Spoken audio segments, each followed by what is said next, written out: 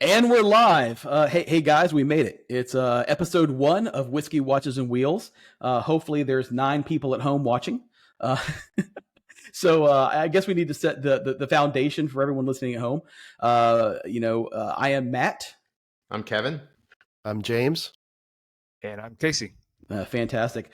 So for those listening at home, if you're looking for a well thought out, instructional, deeply informational podcast, you're in the wrong fucking place. It's not us. All right. Now, if you're looking for 4 knuckleheads to shoot the shit and talk about shit that we like, then you hang around because you'll have hopefully a great time. And we're drinking, so we're drinking. What's everyone drinking? What's everyone drinking? I've got some Pursuit United Old Fashioned. Okay, James. I have Powers John's Land. Kev. And I have Old Jack because he never does me wrong. There you go. And I have the finest of just plain Diet Cokes. So someone's got to stay sober on this thing, right? Someone who's running the board. So I guess we need to just talk about kind of like how we met. You know, what brought us together. I mean, it was a year and a half ago or so, 2 years ago. Two years. 2 years ago, on a Porsche rally in the middle of the mountains that we kind of all met. And we each have sports cars. I guess we can start there. You know, I have a 2007 997 911, and I think we're all pretty much Porsche guys, although we have a passion for everything. You know, but primarily we love Porsches. James has got a little bit deeper collection. Well, Kevin's got a great collection as well, more than maybe Casey or I. But Kevin, why don't you talk about what you have? I have a 991 GT3.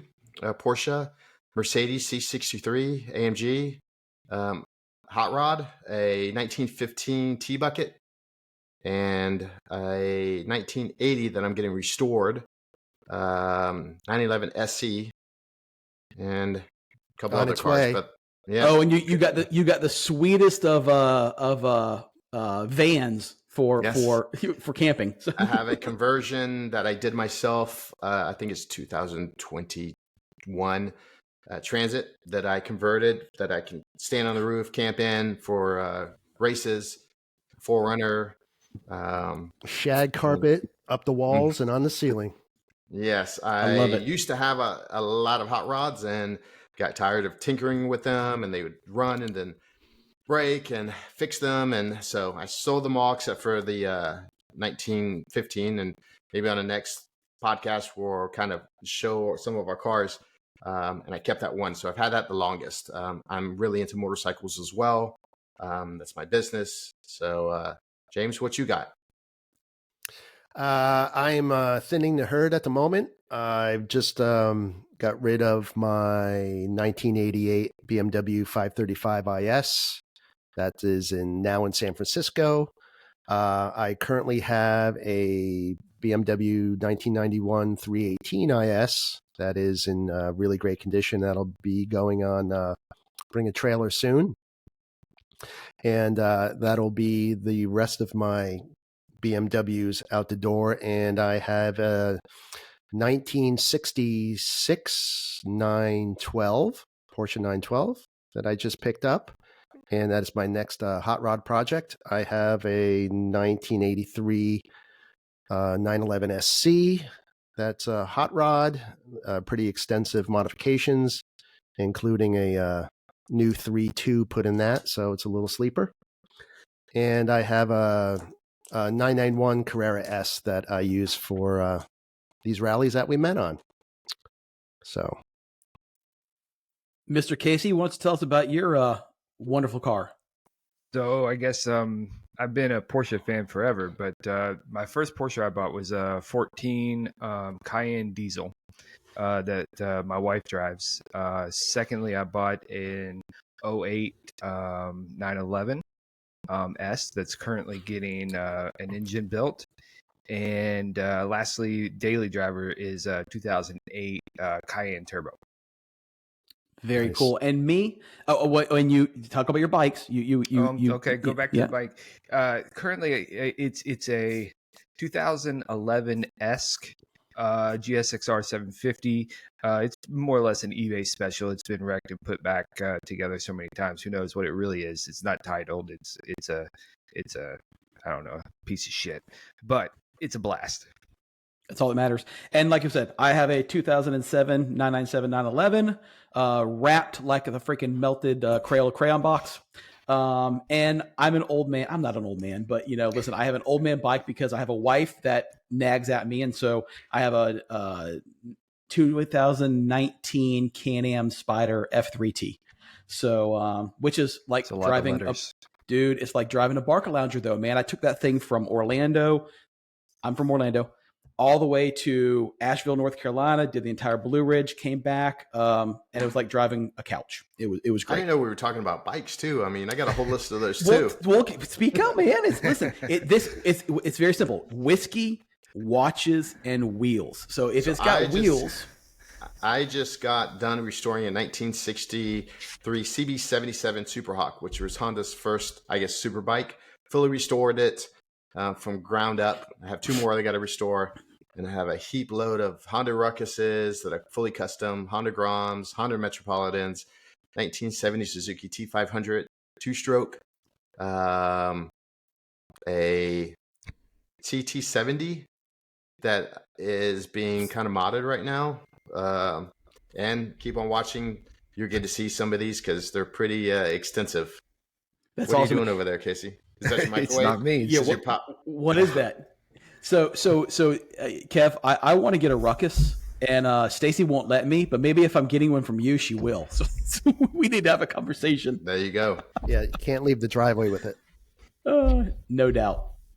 So why don't we tell everybody? Kind of, I know we met on a drive.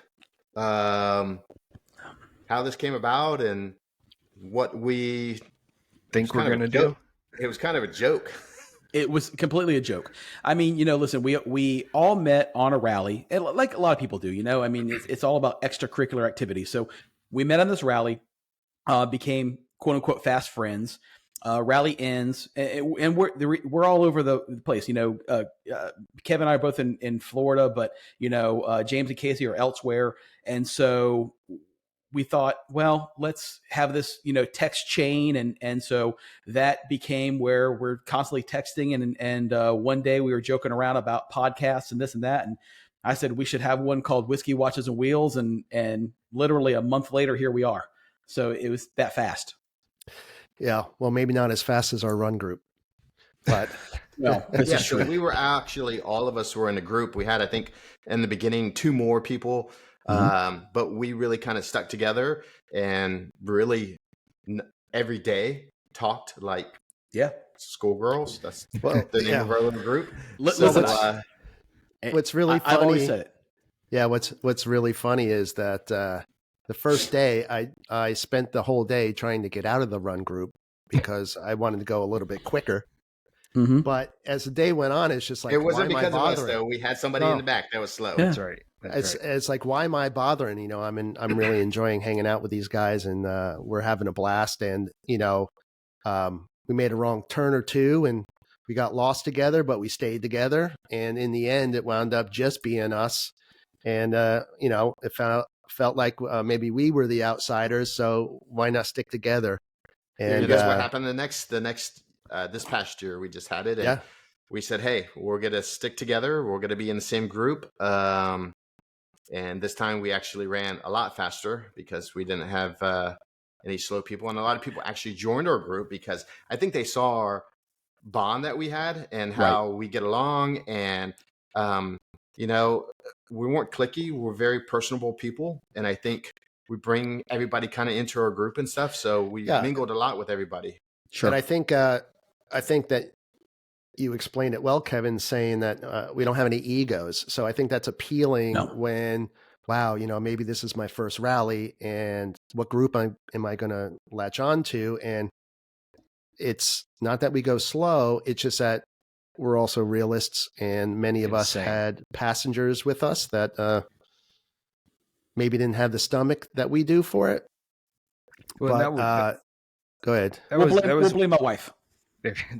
that was one of the things I found interesting, being that this was my first rally, last year, was that you come in not knowing literally anyone, right?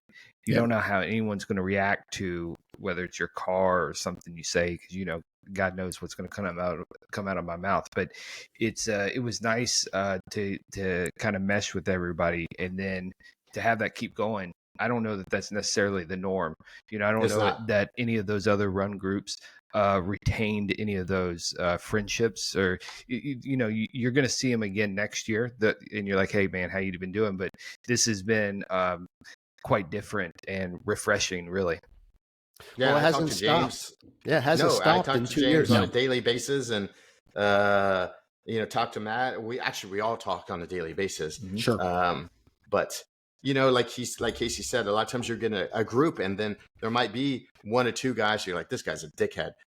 That wasn't like that with us. We all got along really good, and we're all different age groups. I mean, we're all kind of the same, but we just didn't have that. So this is why we're doing this, just to goof off.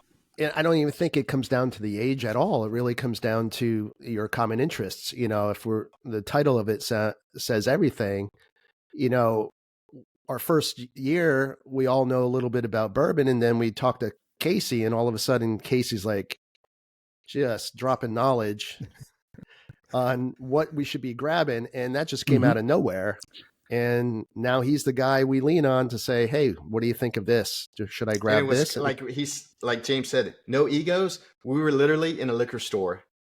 Me and James and Matt were like picking stuff, and Casey did not say anything, which is very unlikely now that we know him. He didn't say anything, and we said, well, what do you think? And he's like, oh, okay, cool. Casey, why don't you tell him about your collection? Well, yeah, so the collection continues to grow, but it's currently, I think, at 215-ish bottles. But I think that night is when I introduced you to the cheapest good bourbon out there, right? Evan Williams White Label Bottle and Bond, $17.99, and it's awesome. It's a go-to. It should be a staple in everyone's bar. But you don't have to spend a ton of money just to enjoy good bourbon, and I think that's the common thought in the bourbon community, is that you got to have a BTAC or some unobtainium Buffalo Trace bottle, and it's just not true. There's a ton of good stuff out there for reasonable money, even under $30. Yeah, absolutely. I may add that that Bottled and Bond was like truth serum that evening. Everyone was drinking on that and then just letting it go. Yeah, and then I talked to James, and he introduced me into a whole nother level of watch collection that I love watches, as all of us do. We have that common bond, and I had told James that, hey, I collect. He had some old watch, and I was like, oh, what is that? And he's like, oh, it's a Seiko, blah blah blah blah blah. He tells me all about it, and I'm like, okay, that's cool. I don't think you should skip over what watch you were wearing that weekend, though. I was wearing a Rolex, Submariner. Oh, I thought you were wearing a Pataki. No. Oh, yes, maybe I was. You were. Yes. You were. And so I'm wearing a 45-year-old Seiko. So I was like, hey, I collect moon watches, and he's like, you never heard of a Seiko Pogue? Never heard of it. Shows me on the phone. Downhill from there, opened up the Pandora. He goes, you're going to go down Pandora's box. It's a slippery slope. I think I have I don't know, in the course of what, James? 1 year? A year and a half, yeah. Yeah, a year and a half, probably 14, 15 Seikos. James kind of messed up and said, these are the picks that this is what I want, and this is what I have.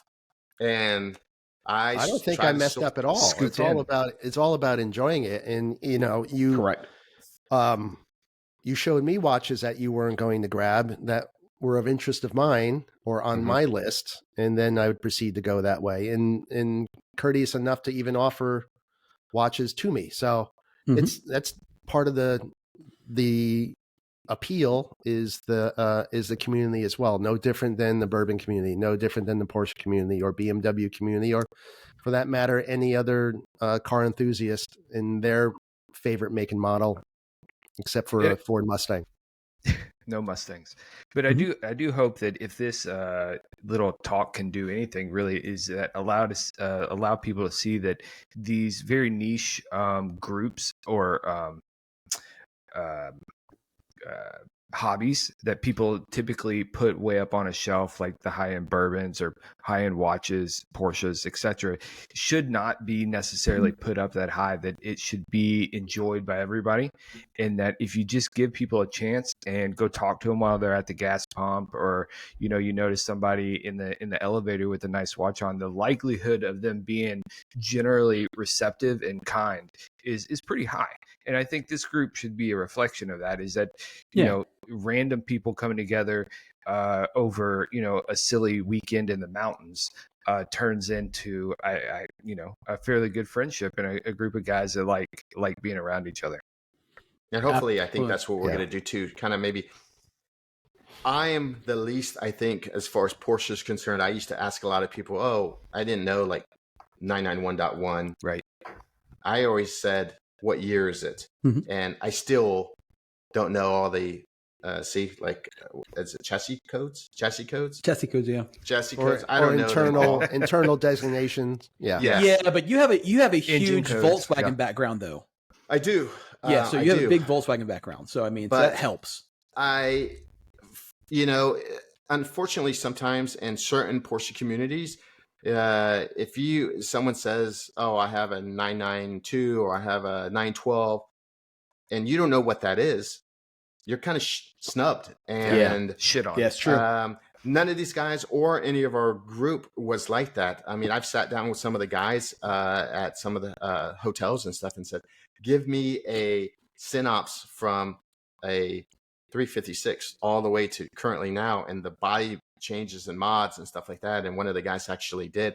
So I still, to this day, yes, my knowledge has definitely grown. I don't know colors. I don't know, engines and stuff. I know some of the stuff. I know how to build engines, but not for Porsche. So hopefully we're going to take you guys along the journey too of educating some people on cars, watches, bourbon, educating ourselves. Mm-hmm. Yeah. Yes, because we're all learning from each other. That goes back to what I was talking about at the beginning. I mean, listen, if people are tuning into this really looking for a, deep dive, microscopic level, knowledge fest, we're not the guys, because we're learning as well. I mean, we have no problem saying, hey, at least I can speak for myself. My knowledge is mediocre at best. I know a lot about a little, or I should say, I know a lot about correct, exactly, a lot of various topics and everything, and basic information from automotive. I love watches as well. My current collection's around 30 watches, and so, but again, I'm not an expert at any of it. What are you wearing? Right now, I got on my little Tag Heuer Aqua Racer. My collection is everywhere. I got Tag Heuer, Omega, Rolex, but then I also got everything down all the way down to Seiko and Orient and Citizen. I got Hamilton in there. I mean, I got a large collection of lots of various stuff. Why do you have that one? Where did that one come from?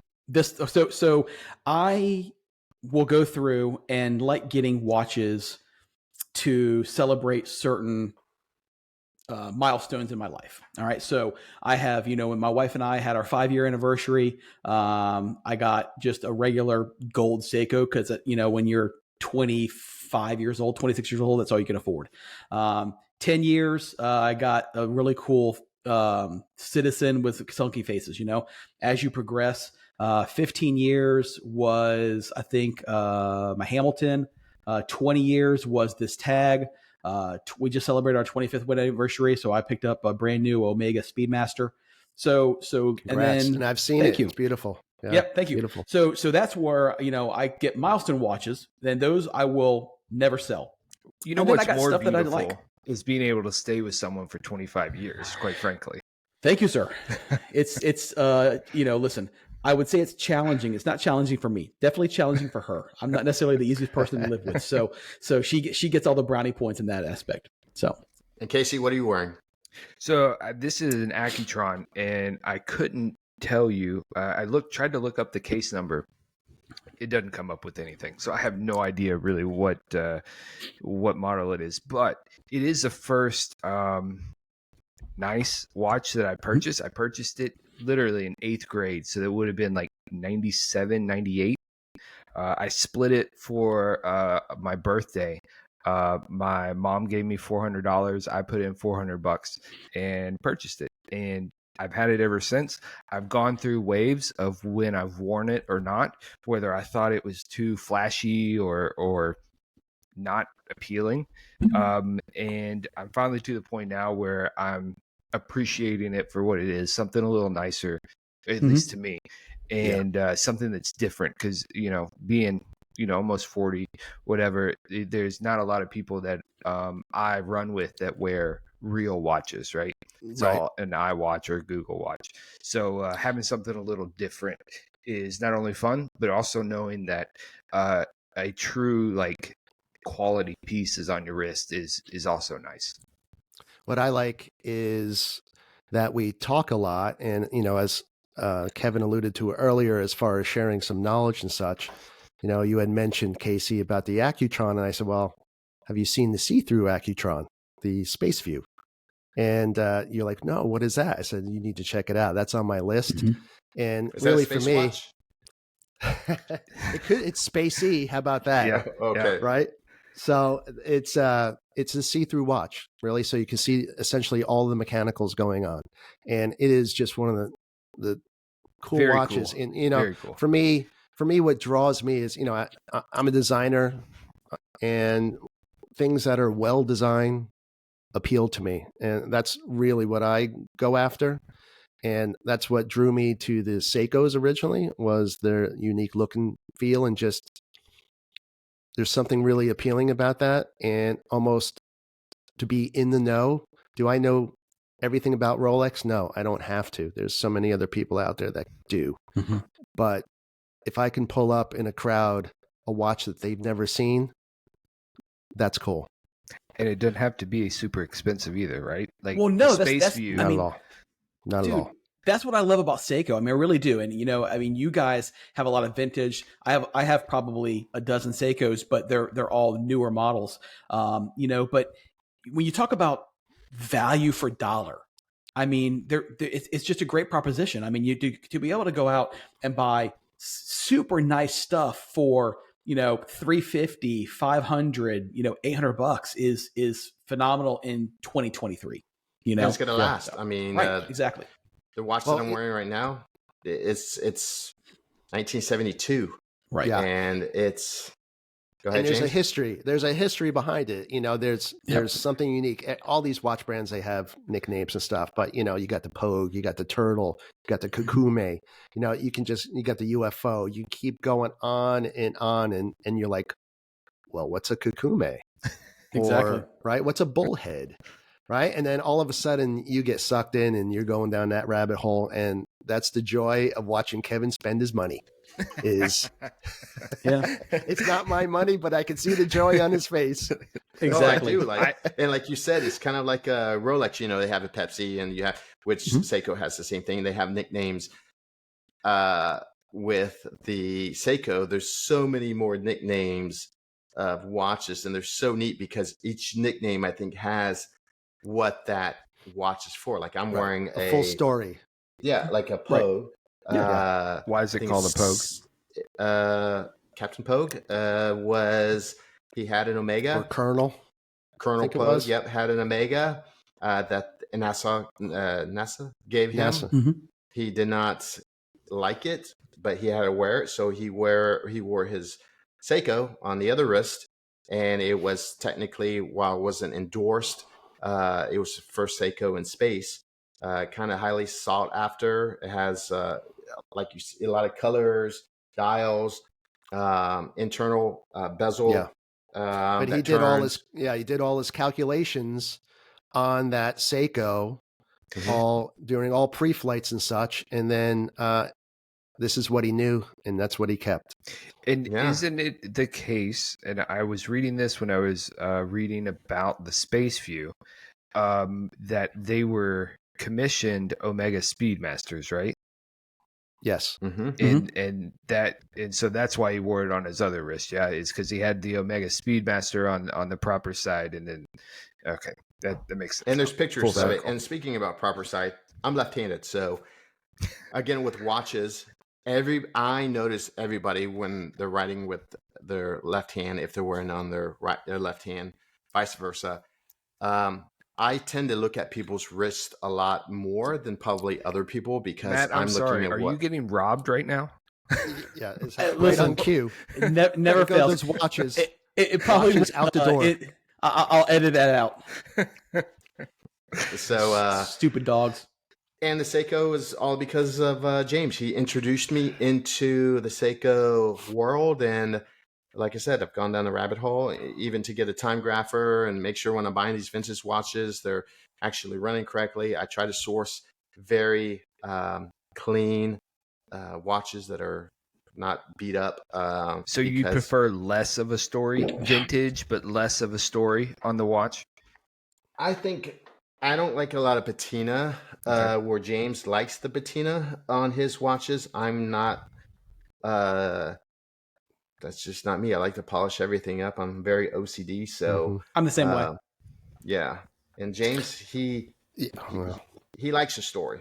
Yeah. Right yeah, here in my absolutely. desk, guys. Look at it. I got my little polishing cloths right here, to polish everything up. I mean, so Yeah, well, as I've learned about the Space View, James, and been looking at some, I've had to weigh that same thing, right? Like, because there's some that have been sent out to be polished. The sapphire or the sapphire crystal looks, mint, right? And I think I too want somewhere maybe in the middle, but I definitely lean story. Especially if I could find somebody like an older gentleman that wore it and then passed away. Single or owner. podcast. Yeah, that'd be The great, original right? Like, owner. we're all looking for it's that, just right? like with your car. Yeah. Yeah. Well, yeah. like Kevin's saying, that they all have a story, and sometimes that patina is telling that story. So to clean that and wash that away, I don't think that's the right thing to do for the watch. Might as well just buy a replica at that point. Yeah. And it's funny that because I've gotten into this, I was at a parking garage in St. Augustine, and a guy had a Willard, which I knew the watch, didn't know how much it was worth, and I did ask him. I said, "Hey, I like your Seiko," and she's like, "Oh," and he showed it to me, and it was immaculate. And he actually, he was supposed to be going fast and taking people's money and stuff. He began to tell me a story of how long he's had it. I think he's had it for like 30 something years, and he That's bought awesome. it in the Army, and he's had that watch, and it was immaculate. And it's because, like I said, James kind of introduced me to this. So it's pretty cool if you're into watches and stuff. It's not all about, Rollies and all these other expensive, like James said, so many people doing that. And I think it's pretty cool for me to see something that not everybody has. And when I tell them, I usually tell them, oh, they ask about my watch, and I go, oh, it's a 1968, 1969, 1970, and then tell them kind of what it is. And they look at it like, that's a 1970? Yeah, it's older than me. So, and it's mechanical and it's still kicking, so that's Still really looking neat for me. beautiful. That's Exactly. still looking beautiful and unique. That's the key, is unique. And sorry, Matt, but a lot of these new watches and some of these micro brands and things like that, the majority of them aren't coming up with original ideas. They are literally drawing inspiration from the past. 100%. And there's some really great ones out there, new watch brands, but you could pick up their new watch and you can say, wow, this looks like a 1970 vintage race watch. So people are doing it well. It's just that, why not have the original? No, you're right. Listen, that's my, I can't stand, for some people, watches are just a status symbol. They don't care about horology. They don't care about what, the history of the watch is. They just want to look cool. So they'll go out and spend, $3, $4, $5, $1,000 on a Rolex knockoff, knockoffs? a knockoff. Yeah. Not when on they can actually Express. Right. Exactly. When they can go out and actually buy for that same amount of money, a real mechanical watch from Seiko or a number of brands, and that's going to last forever. And and be proud of what you got. I mean, don't. Absolutely. It's ridiculous. Well, the one other thing that I like to add is I also like to spend Kevin's money on air-cooled Porsches. Yes, you do. That's just starting. See, that's a very steep slope. Kevin's wife is much more forgiving than my wife is. So plus, his I still have 2 kids and one in college and one about to go into college. So I will not be buying any air-cooled Porsches in the near future. And I am so thankful that my wife likes cars. I said I have a AMG C63, but it's actually her car, and her license plate on it says 911 Eater. I love it. I love that. It has 720 horsepower. Sounds great. No cats, full exhaust, hybrid turbos. Fast. It's super fast. Sounds great. And she's kind of, we started, I guess, dating when she was in high school, and we're not high school sweethearts, but we used to go to Super Street. I was into Civics, like many of us were into JDM cars, and she's had hot rods with me as well. She likes trucks. She's from Indiana, so she likes long bed trucks. Good old corn fed. Exactly. Yes. She's not big, but not that that's bad. That's true. Don't mess with her though. No. No. So she does like cars, and I actually talked to her about selling the car, and she's like, "Nope, I don't want to sell it." I'm like, "Okay." So yes, James does like spending my money, but again, it's a learning process. I think I wanted to do it so I can go on some cool. I do enjoy James, Casey, Matt. I wanted to do it so that the group that he's in, that he takes a lot of these rallies. It's a different group. It's an air-cooled group. And I come from Volkswagens. I've had tons of Volkswagens. I'm from California. And I didn't have a lot of money. My parents gave me, go ahead. No, go ahead. Finish your story. So my parents gave me $1,000. That was like my first car was a Bug. And then from then on, it's been bugs. And he just bought a 912 and didn't even know. That's what I was going to say. It's a 1600 cc motor. Yeah, and sometimes it goes the other way. It's a very for the listening audience that don't know what a 912 is. A 912 is basically it's a Volkswagen Bug with a Porsche body. That's the face facts. That's what it is. Or 356 motor. It's essentially a Bug motor put into a 911 chassis. And what's really great, like the lightweight of the time, right? Yeah, if you think about how that motor is so much smaller than that 6-cylinder, so it sits over the axle more than off the rear end, so it handles better. And with Kevin's knowledge, saying that, well, we can really pump that up, and in that little 4-cylinder, we can get it moving. That was the allure for me. So I may spend Kevin's money, but he's spending just as much of mine. And then what's going to happen? What's going to happen is Kevin and I are going to team up and spend your guys' money. Yeah. So a 912 is that the first 911? No. So basically there was a 911, and at the time they basically wanted a more inexpensive car, and so they introduced the 912, which was basically just a smaller motor. They put in more entry level price point so more people could afford it. Yeah, and correct me if I'm wrong, but it's like same chassis, same brakes. Like everything. At that point, they didn't do anything different. It was strictly engine difference. Yeah, Porsche was worried about the cost of a 911, and to be competitive, they took that 356 motor and put it in the 911 and called it a 912. Dropped the price, and in the end, the 912 outsold the 911 until I believe 1968. Right. Now they replaced the 9. That's where the 914 came from. The 914 was a replacement for the 912, was it not? I know the 914. The 914 was a joint venture between Volkswagen and Porsche, and it was actually initially going to be badged as a Volkswagen. And then that's the one car, right? Yeah, that's the one car Porsche car that never ever appealed to me. The 914. Until over the last, I would say, 2 years, as everything has come up, it's like the people that I know that have had one or have one, it's a go-kart. Well, Go-karts are fun. Yeah. Right. As a Miata guy, that was kind of my first foray into really like cult cars was the Miatas. The 914 was appealing, but of course, like the Porsche name scared me away. Everybody told me, "Oh, you can't do it. It's not a good car. It's too expensive for a young guy to get into." But I always find it fascinating, really, to ask people like what like Matt, what was the first car that you remember like triggering you to lust after? So for me, again, for the listening audience, my wife and I got married, fairly young. Well, young in today's terms. I mean, we were, 23, I think we got married. So again, I didn't have a lot of, cool cars as a young kid. I mean, my first car was a 1980 Oldsmobile, old G bodies. And then I had trucks, so, but when Stacy and I, when she got pregnant with our son, we needed a family car. And so I went out, I sold my truck, and I bought a brand new, this would have back in 2001, Volkswagen Jetta GLI. And, 1.8 liter turbo. Electronics, right? Yeah. Weren't they terrible? 1.8.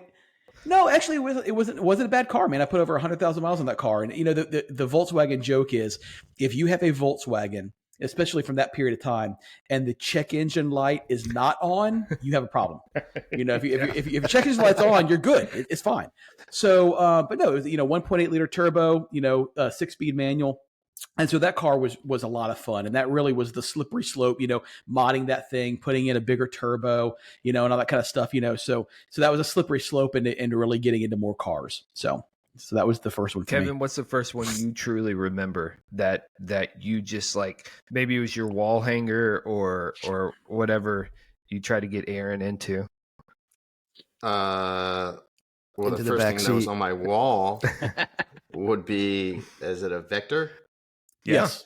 Yeah. That was, I still like, and I was just at 24-Hour Classic in Daytona. Pantera is still like one of my favorite cars. That thing was crazy on the track. Through the roof now too. So I had the Pantera poster on my wall as well. I had the Pantera poster and a 964 911. Both two posters on the wall. So that's still I've always liked bugs. They're just fun. Until I just had a 66 that I recently sold, and I went extreme with it and lowered it lower than any of the bugs that I've ever had. And as we get older, I live in Florida, no AC. This isn't for me anymore. When I was a kid, yes, I had big 2100 cc motors, and I was doing wheelies in a parking lot, racing all these guys with Chevelles and doing wheelies and stuff like that, breaking the Stinger muffler off I don't know how many times. And that's why I told James, I was like, man, wait a second. Now, when he told me the price of these motors, I was very shocked, because I remember doing a motor build at that time for maybe $3,000. Definitely have gone up. I think a lot of it's Porsche tax. But things have gone up a lot too. But now, I mean, a 2-liter motor, because it's Porsche, is, I don't know, $20,000 from the high end guys. And wow. And I think it's just because not a lot of people are doing it. And that brings back a point too, where like the 914 and stuff, I think just because that car has gone up in price doesn't mean, like, if we own that car back in 1990 or 1980, we would mess around with it because it was worth $1,000. Now that it's worth $20,000 or $30,000, nobody wants to work on that car. And I was telling James that it's still I don't want to say piece of shit, but it's still it wasn't a desirable car back then. But I think because now it's worth so much money, it's not like it's a BMW, a new BMW or Mercedes. We've got to have computers and stuff like that to work on them. I think it's just because people, it's a lot of money, I can't work on this car. And that's why I was telling James, hey man, this is a Volkswagen, no problem. We can tear this thing apart and work on it. And again, I think that's just, as prices go up, people don't want to work on cars. Yeah. Everyone I talk to is telling me, go for it, including Porsche mechanics. They're like, try it. Try doing it on your own, because it's not that bad. And So that brings that's up the plan. this podcast. I mean, Yeah. none of us know anything about podcasts. Nothing at all. Matt, literally, it's the first episode. We did a little bit of research, got on it. We had one, I think last week to test everything out. So if you guys at home want to do your own podcast, it's all about. Well, everyone is. Yeah, exactly. So all kidding aside, when I say we came up with this about a month ago, I'm not lying. It was like a month ago, and literally in the last month, we now have our own website, whiskeyWatchesWheels.com. We have our own Instagram, at Whiskey Watches and Wheels. We have a podcast. Listen, if it's not one thing, the four of us is freaking determined. So we figured, fuck it, let's try it and see what happens. Yeah. So I mean, I see.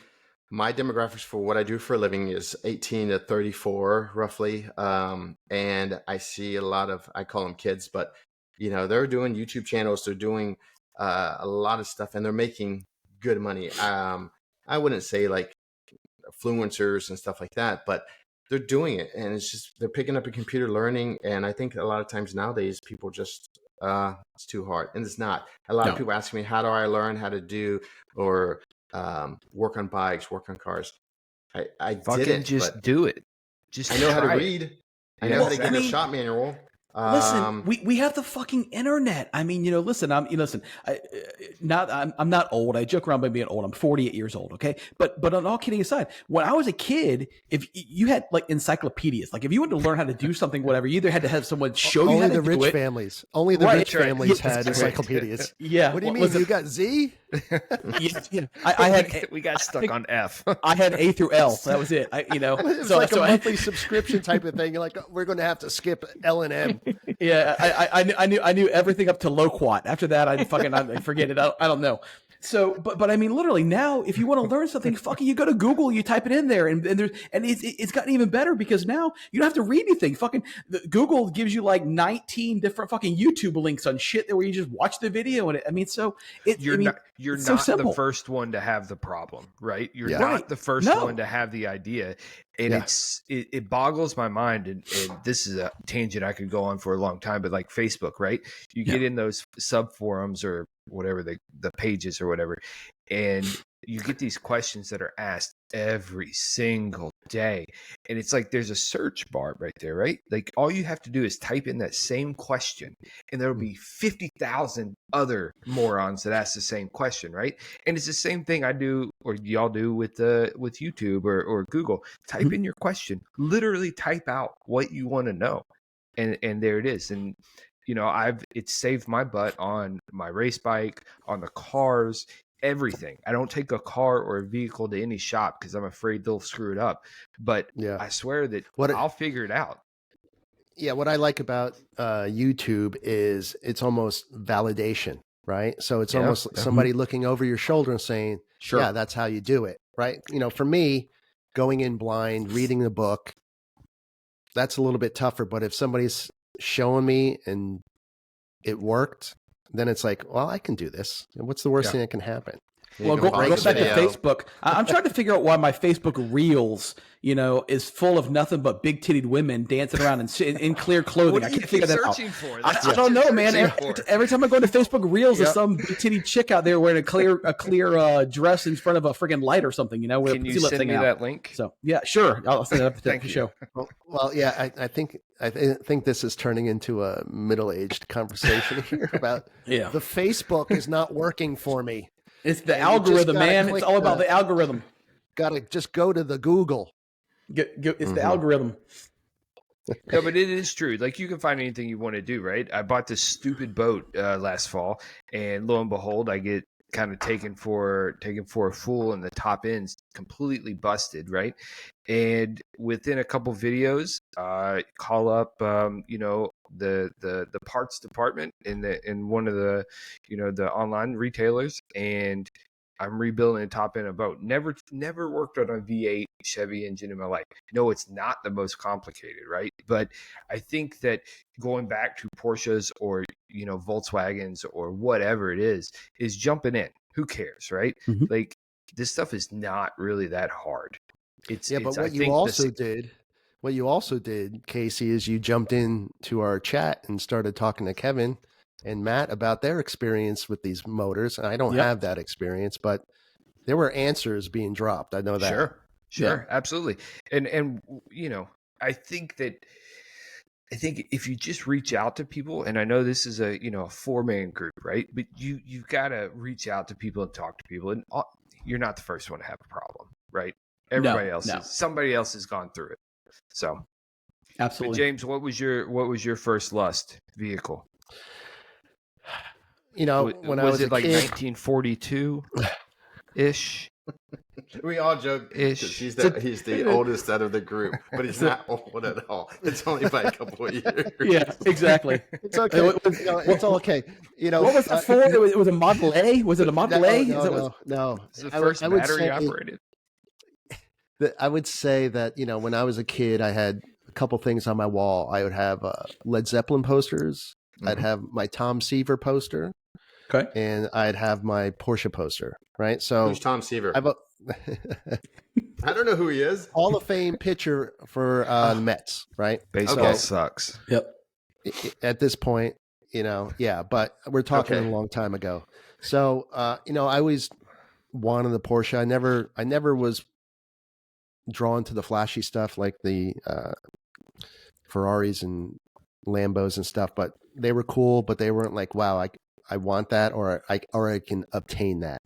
The Porsche was a little bit more obtainable, I thought, and the whole yellow bird roof and all that stuff, that was pretty amazing. Take a piss, right? But when I was in high school, one of my friends, he had a 280Z, and man, we would drive that thing. We would leave school, skip school, go get our pizza, hang out, go back to school in this 280Z, and I was just like, man, I gotta get one of these, and that's what I did. That was essentially my first car. Was a 1978 black 280Z, and I drove the hell out of that and passed it on to a number of friends.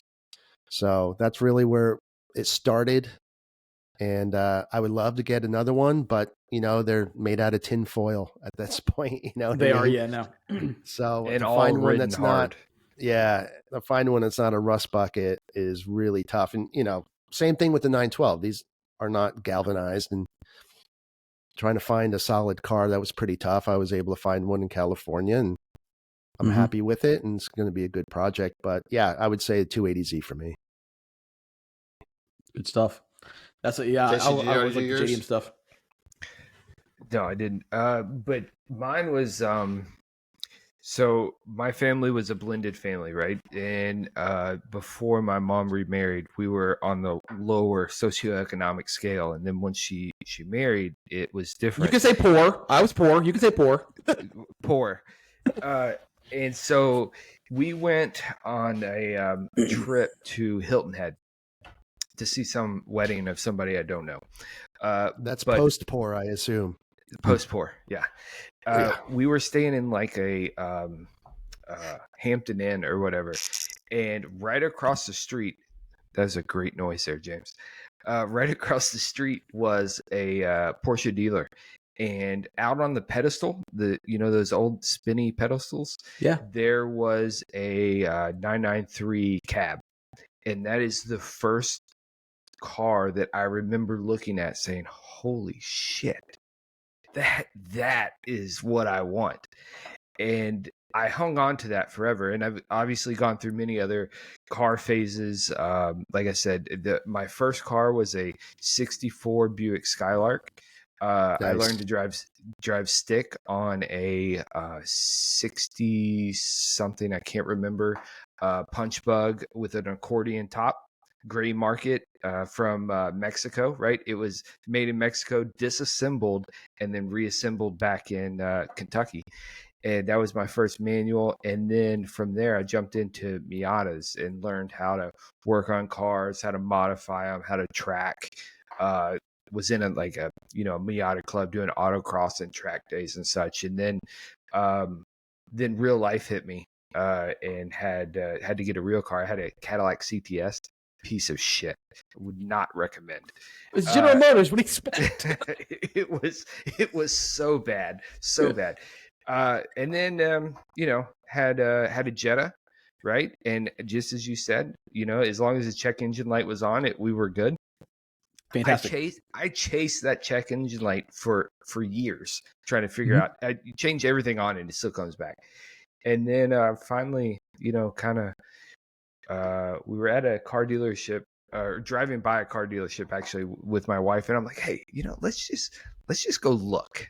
Let's just go look at those 911s because they look good. We walk in and we took a 911 out for a test drive, and we came back and I'm like, I can't buy this. My wife looked at me like, are you sure? You seem to like that. Perfect. And I was like, all right. And so we ended up, how the whole story goes. It takes forever to buy a car, right? You can't just walk in and buy a car. But a couple weeks later, we settled on one, and that was it. That's great. Did you, when you first went in there, did you feel, wow, I don't know, am I not worthy? Do I belong in here? Oh, absolutely. Right? So you go in there with a cold sweat, and you think everyone's looking at you like, wow, that dude does not belong here. Or you're a fucking asshole, right? Like even like the salespeople, like I'm like, are they looking down on me because like, am I too showy to walk in here? Is it weird to walk in here? And the sales guy was super nice. His name was didn't Young. have that cap on though, right?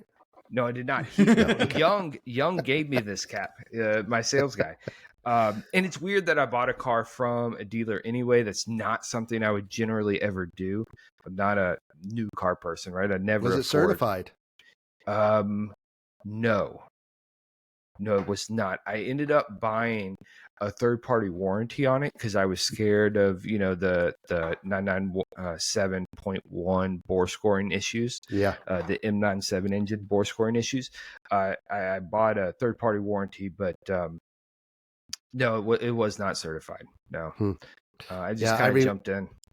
I remember, when I got my first BMW, brand new BMW, and it's something that I always wanted, always lusted after, always thought, wow, hey, if I can do this, I kind of made it. But when I got that car, I was like, I thought I was going to die from the dealership to the garage at home, thinking I'm not worthy for this. What did I do to deserve this? Imposter syndrome, right?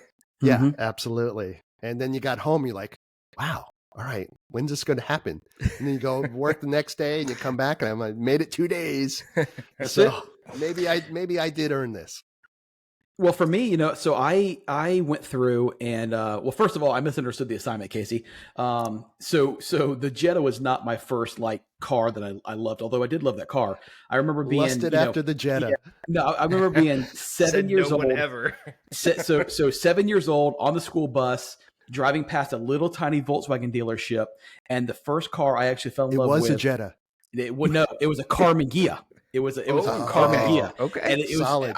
I had never seen anything like that in my life. And I'm like, and it was, of course, listen, this was the, as it gets with early 80s, so it literally was painted up with crazy graphics and everything. Big surprise, right? And I just remember thinking it looked like a spaceship to me, and so that's what spawned the love of Volkswagens, which eventually led to the Volkswagen. But all right, here's the question. Here's the question, Matt. Were you, knowing what we know about you now, were you drawn to it because of the crazy graphics? Absolutely, 100%, right? 100%, absolutely, no doubt at all. So I had a first gen Scion FRS. I bought it in 2012. It was a 2013. Had that car for 10 years.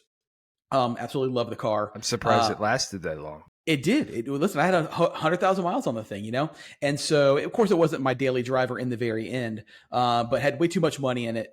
Had done lots of stuff to it, but it was time to get rid of that car. And so I kept thinking to myself, what do I want? What do I want to do? I want something faster, something fun, And so for me, the natural progression was a Corvette. All right, only because similar body style, bigger engine, rear wheel drive, whatever. So I started looking at, 07, 08, looking at Z06s, like C5 and C6 Z06s and stuff. Talking about chassis numbers again. And nothing changed. I literally test drove 12 different Corvettes, all of them from 2007 to 2009. low miles, 27 to 35,000 miles. And every single one was just a piece of shit. I mean, it was rattling, it was falling apart. One had a hole in the hood. It was just, it was ridiculous. So after driving the 12th one, I said, you know what? I've always wanted a 911. I'm just going to go back. In my head, I had set that I just couldn't afford it. So I'm like, I'm going to go back. I'm just going to wait. If I have to wait another year, 2 years or whatever, it's fine. It's not a big deal. Went home, pulled up my Auto Trader app. The very first car that I saw was the one I ended up getting.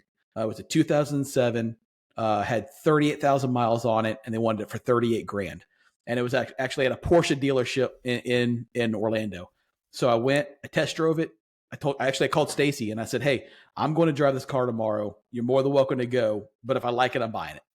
And so I went, I drove it. And the second we pulled out of the dealership, I said, this is what it's supposed to feel like. I mean, the leather smell, everything was tight and fit. I mean, it was like brand new, and bought it and never looked back. Then wrapped it. And then wrapped the fuck out of it. Absolutely. Yeah. So my introduction to Matt was Matt Crazy Rap. That's how you were listed. That's how you were listed. Absolutely. So for those listening, we have to, when we go on these rallies, they want to know your name and they want to know the color of your car.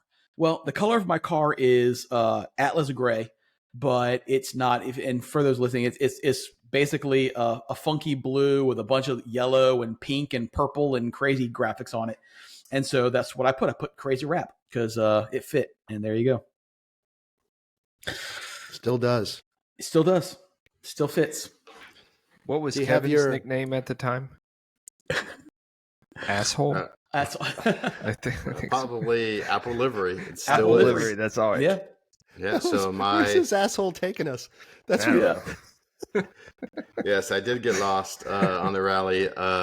Just Google Maps, they suck in the mountains with no reception. No doubt. My GT3 has Apple Livery, old Apple Livery wrap on it, so it's rainbow colors. It looks great. Yeah, explain that more. When I say Apple Livery, people look at me. If you don't know, if you're casual or not a race car driver, race fan. Yeah, that word in and of itself. Apple Livery, right? Yeah. Is it?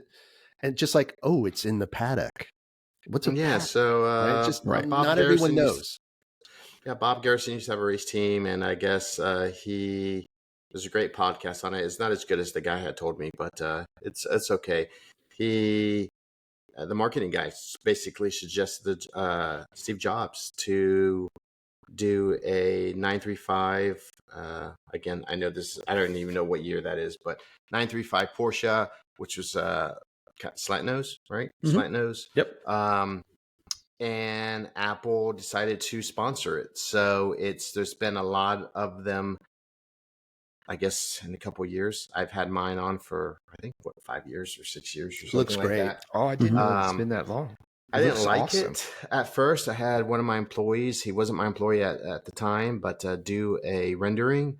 And I asked a lot of guys about it. And I said, hey, what do you think about this? It's got rainbows on there. And they're like, well, they said some things, at least it's not in another car, another type of Porsche. And I really don't care what people think about me. So I said, the hell with it. I'm going to fucking do it. So I did it. My wife didn't think it was going to look good. And it actually looks great. Like, I really like the way it turned out. I had thought about changing it to maybe a tag, a livery. A lot of my cars that I've had is always kind of stand out. I used to have even when I had a EK hatch, I had, the old Super Street wrap on it and stuff like that. I just like to, I don't know, it was white, so I needed to do something different. I mean, I had a roll cage on there and stuff, but I wanted to do something different. Well, that's my point. I wanted to, the paint was in fairly good condition. And listen, a wrap is not like PPF. It's not going to, but it will, minor rock chips or whatever to help out, but at the end of the day, and I love all sports cars, but I love 911s. And we go to these different rallies and we go to different Cars and Coffee and we go to different, events, and they put all the Porsches together. And at the end of the day, let's face facts, the 911 is definitely a what's the term I'm looking for? An evolutionary, a design, not a revolutionary design. So at the end of the day, it doesn't matter what year you have. They fucking all look the same after a while, And so I'm thinking, okay, well, at least I'm going to wrap it and have some fun with it. I got a buddy that owns a wrap shop And so we said, if we're going to do this, let's freaking have fun, and 80% of the people get it. 20% of the purists say, don't get it. I don't really give two fucks. It doesn't matter. Those purists aren't running in the groups that we're running in the first place. No, not at all. So, my SC, when I got that car, there wasn't any patina on it. Now it's nothing but rally patina, and it's well earned, and I like it that way. I'm going to James, I think James is going to do a wrap on his. Not a full wrap, but it looks pretty awesome. Yeah. Again, that you're going to do a story this behind winter, it of a song. Yeah, a song. I think it's this winter. My SC is slate blue metallic, and so its nickname is Jackie Blue. So love the song, 70s song, Jackie Blue. Yeah, well, you introduced me, and I love it. Me too. And everybody has heard that song. If you haven't, look it up on Spotify, whatever you listen to. Everybody's have heard that song, and I was like, I don't even know what you're talking about. What kind of song? Who's Jackie Blue? And he goes, "You've heard the song, Kevin." Yeah. Looked it up. Okay. I know that song. Yes. I'd never heard it. Yeah, I'd never heard that song, but I fucking love it. Right. What's really interesting though is, I'm a deadhead here. I like a lot of music, but I'm certified deadhead, and so people will say, "Well, why didn't you call it Stella Blue?" I'm like, "No, it's Jackie Blue. It just is." And the lyrics behind, if you read the lyrics, is pretty cool. Of that song too. And they'll be on the roof.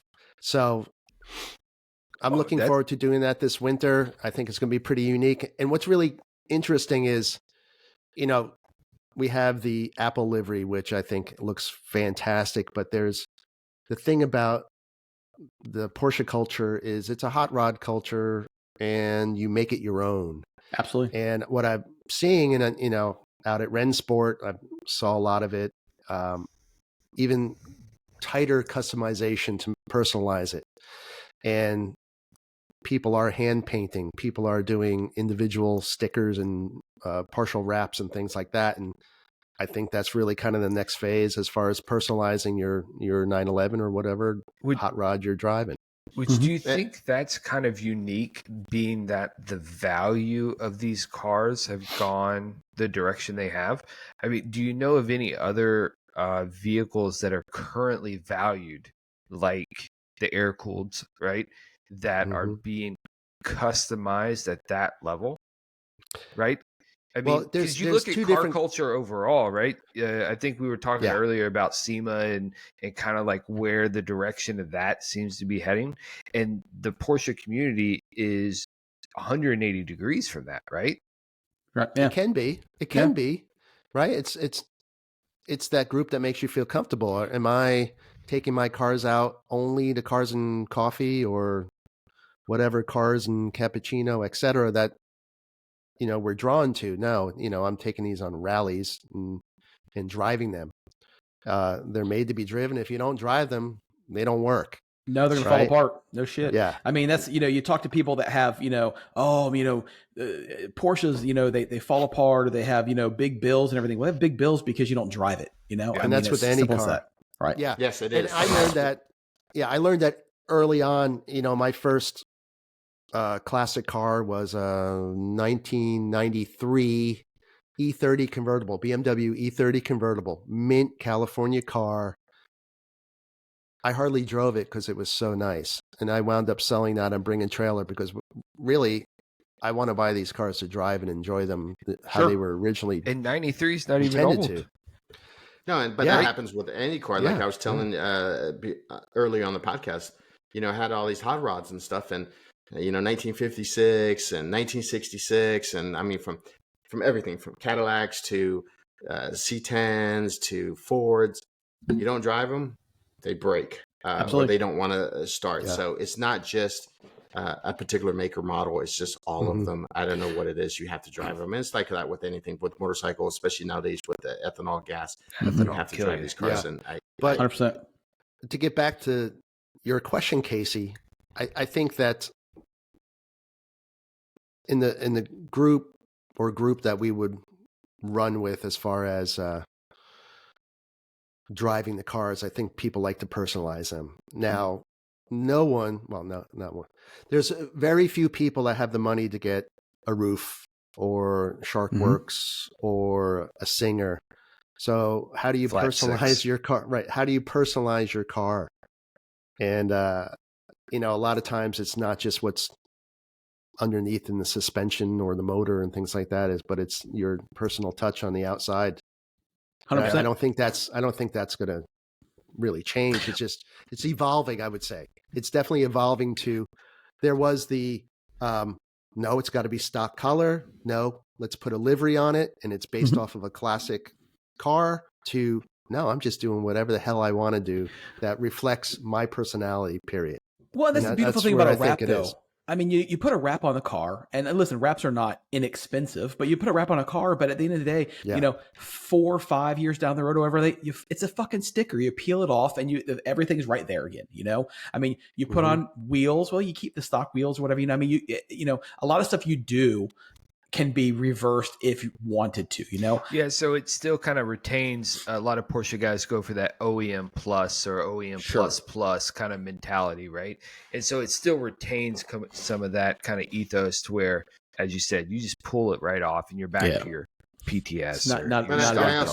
I also think too, because of our group, and I've talked to some friends, you know, most of us have all come from backgrounds where we had Honda Civics, we had a modding background. Sure. So now that we've gotten a little older, that's still in our blood. Yeah. So we're still gonna. I don't even. If I had a Lamborghini, I'd probably still mod it. I know for sure I would be putting exhaust on it and probably a bigger wing and stuff like that. It's just, I mean, who we are, and I think all of us, because that's what we did. You know, and I think the people that maybe be a little older than us, they didn't come from that. You know, they got the Corvette from, you know, 1950s, and that was the dream car. And and I also don't think the aftermarket parts were like they are today. You know I do hot rod parts. I manufacture some hot rod parts for some people, and very few shops, you know, there's just a couple hot rods or you were making parts yourself. Not a lot of people did that back then. So now, you know, I think really from, I don't know, 70s, 80s, probably 80s was really when tuner culture and hot rodding stuff kind of took off, and it just grows as we get older. Sure. Yeah, and Kevin, make sure you paid your internet bill. You're starting to lag there a little bit, but it'll buffer up. We'll be good. But you know, you look back at the 60s and 70s, right, where you had the rum runners and they had to do hot rods and stuff just to get away from the law, which is very good. But I think that when you're not buying a Porsche or a Lamborghini as your status symbol, just as we were talking earlier about a particular watch, you're not buying it just because you can now afford it. You're buying it because you want it, right? You understand what it is. And it's not to go impress people, but it's kind of your natural evolution of enjoying a sports car, right? We started with the cheaper stuff. We modded it because that's what we could afford to do, right? You had a Civic, I had Miatas. I wanted to go faster. I put a turbocharger on it. So it's the same thing. It's just a better version. Well, the only difference between, at least for myself, 16-year-old Matt and 48-year-old Matt is budget. You know, the pocketbook. That's about the only difference. You know, mentally and my aspirations, what I like, you know, as far as with cars, hasn't changed. You know, so, but the budget has. So now that we've talked about watches a little bit, Porsches, what's next? Yeah. Well, so guys, it's been an hour. It's been an hour and 10 minutes. So it's hard to believe it's been an hour and 10 minutes already. So we didn't even get into any. So for those listening, you know, our goal with this, you know, we're going to do some fun bits down the road. We're going to do, you know, hey, the $1 million garage. If we have $1 million, what cars, any cars at all, are we going to put in that garage? You know, $100,000 watch box. We're going to do like automotive news and all that. You know, at an hour and 10 minutes. I don't know. We need to get into that tonight. I do have a very serious question I have to know. Casey, what the fuck is that? A guillotine on your wall behind? What the fuck is that? Okay. Yes. Yeah, it looked like a guillotine. I'm like, man, are you like decapitating people in the evenings or whatever? What are you doing over there? Yeah, actually on Saturdays. Yeah. There you go. So people gather around in the front yard. We take it out, and it's a good show. No, but that's a water rower, and that thing will kick your ass. It's I bet it will. Yes, it will. It's fantastic. Yes, it will. I love it. I bought it in February of 2020, right before the shutdown. Okay. And thank God I had it. Right, else it would have been bad weight wise. But it's just a water rower, and it's fantastic. I enjoy it. Hey, I have one of those. I saw it on House of Cards. Did you really? Yeah, and I was like, he was doing it and seeing how fast he would do. I was like, how much cool. are you using it? 0. Yeah. I have a rowing machine as well in the gym upstairs. We have a treadmill and a rowing machine and a weight bench and the purpose is to use it. And yeah. Do you use yours still, Casey? Oh, absolutely. Yeah. As much as you did when you first bought it? So this is essentially turning into our messenger group here, right? Yeah, our chat group. This is where we start fat shaming each other. So. I got the bicycle here as well, right? So I do the bike. And knock down my whole desk. Yeah. I do the bike, I do the rower, and I've had to get my ass outside to see some scenery. But yeah, I'm still using them. Yeah. Well, listen, for those people listening and who actually sat through an hour and 10 minutes, thank you very much. You're welcome. Yeah, exactly. Well, you had to be here. So, guys, listen, come back. We're going to do some cool stuff. We're just learning. We'll get better. We're the goal is we're going to throw this video version up on YouTube and our website. There's comments there. If you see things that you want to see or things we can improve on, we don't have egos. We're not going to get butt hurt. So please throw some suggestions in the comments. We're going to pull the audio version and put it on your usual places, Google, Spotify, Apple. And yeah, that's pretty much it for tonight, guys. Unless you got anything else. Well, where can they find us? And subscribe. Is that what everybody says? Share and subscribe, right? Thumbs up. So you'll be able to find the video version on our YouTube channel. Just go to YouTube and put at Whiskey Watches and Wheels. Should take you right there. Website, whiskey-watches-and-wheels.com. You do not need the www, so just whiskey-watches-and-wheels.com. Hit us up on Instagram, trying to grow that following as well, at Whiskey Watches and Wheels. So yeah, use Google. I actually Googled today, Whiskey Watches and Wheels, just those 3 words, and we were our website was the second one on the list. So nice, great.